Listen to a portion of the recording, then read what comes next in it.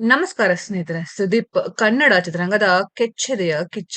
ಅಭಿಮಾನಿಗಳ ಪಾಲಿನ ಪ್ರೀತಿಯ ಅಭಿನಯ ಚಕ್ರವರ್ತಿ.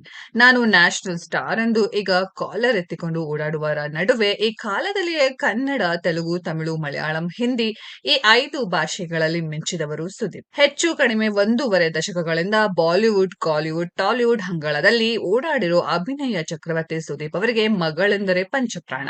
ಚಿತ್ರರಂಗದಲ್ಲಿ ಎಷ್ಟೇ ಬ್ಯುಸಿ ಇರಲಿ ಸುದೀಪ್ ಮಗಳಿಗಾಗಿ ಓಡೋಡಿ ಬರ್ತಾರೆ. ಮಗಳ ಜೊತೆ ಕಾಲವನ್ನ ಕಳೆಯುತ್ತಾರೆ. ಸಾನ್ವಿ ಕೂಡ ತಂದೆಗೆ ತಕ್ಕ ಮಗಳು. ತಂದೆಯಂತೆಯೇ ಸಾನ್ವಿ ಅದ್ಭುತ ಗಾಯಕಿ ಕೂಡ ಹೌದು. ನಾನಾ ವೇದಿಕೆಗಳಲ್ಲಿ ಸಾನ್ವಿ ತಮ್ಮ ಕಂಠ ಸಿರಿಯಿಂದ ಅನೇಕರ ಹೃದಯವನ್ನ ಗೆದ್ದಿದ್ದಾರೆ. ಇಂಥ ಸಾನ್ವಿ ಚಿತ್ರರಂಗಕ್ಕೆ ನಾಯಕಿಯಾಗಿ ಕಾಲಿಡುತ್ತಾರಾ ಎನ್ನುವ ಅನುಮಾನ ಅನೇಕರಲ್ಲಿದೆ. ಇದಕ್ಕೆ ಉತ್ತರ ಬಹುಶಃ ಮುಂಬರುವ ದಿನಗಳಲ್ಲಿ ಸ್ಪಷ್ಟವಾಗಿ ಸಿಗಬಹುದಾದರೂ ಸದ್ಯ ಸಾನ್ವಿ ಕೆಲ ಪ್ರಶ್ನೆಗಳಿಗೆ ಉತ್ತರವನ್ನ ನೀಡಿದ್ದಾರೆ. ತಮ್ಮ ಬಾಯ್ ಫ್ರೆಂಡ್ ಬಗ್ಗೆ ಕೂಡ ಮಾತನಾಡಿದ್ದಾರೆ. ಹೌದು, ಇತ್ತೀಚೆಗೆ ತಮ್ಮ ಇನ್ಸ್ಟಾಗ್ರಾಮ್ ನಲ್ಲಿ ಸಾನ್ವಿ ಸುದೀಪ್ ತಮ್ಮ ಫಾಲೋವರ್ಸ್ ಜೊತೆ ಪ್ರಶ್ನೋತ್ತರ ಕಾರ್ಯಕ್ರಮ ಹಮ್ಮಿಕೊಂಡಿದ್ದರು.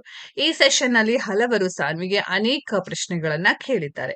ಆ ಪೈಕಿ ಒಬ್ಬ ವ್ಯಕ್ತಿ ನಿಮ್ಮ ಬಾಯ್ ಫ್ರೆಂಡ್ ಹೆಸರೇನು ಎಂಬ ಪ್ರಶ್ನೆಯನ್ನ ಕೇಳಿದ್ದಾರೆ. ಇದಕ್ಕೆ ಉತ್ತರವನ್ನ ನೀಡಿರುವ ಸಾನ್ವಿ ಸುದೀಪ್ ನನಗೆ ಬಾಯ್ ಫ್ರೆಂಡ್ ಇಲ್ಲ ಬಾಸ್ ಎಂದು ಹೇಳಿದ್ದಾರೆ. ಆದರೆ ಒಂದು ಕಡೆಯಿಂದ ಬಲ್ಲ ಮೂಲಗಳ ಪ್ರಕಾರ ಸುದೀಪ್ ಮಗಳು ಸಾನ್ವಿ ಡೇಟಿಂಗ್ ಮಾಡ್ತಿದ್ದಾರೆ ಎನ್ನುವುದಕ್ಕೆ ಪುಷ್ಟಿ ನೀಡುವಂತೆ ಹುಡುಗರ ಜೊತೆ ಕ್ಲಿಕ್ಕಿಸಿಕೊಂಡ ಫೋಟೋಗಳು ವೈರಲ್ ಆಗ್ತಾ ಇದ್ದು 100ಕ್ಕೆ 100ರಷ್ಟು ಸಾನ್ವಿಗೆ ಬಾಯ್ ಫ್ರೆಂಡ್ ಇದ್ದೇ ಇದ್ದಾರೆ ಎಂದು ಜನ ವಾದ ಮಾಡ್ತಿದ್ದಾರೆ. ಇದೆಲ್ಲದಕ್ಕೆ ಸಾನ್ವಿ ಅಥವಾ ತಂದೆ ಸುದೀಪ್ ರವರೇ ಸ್ಪಷ್ಟನೆ ನೀಡಿ ಅಂತೆ ಕಂತೆಗೆ ತೆರೆ ಎಳೆತಾರೆ. ಕಾದು ನೋಡ್ಬೇಕಿದೆ.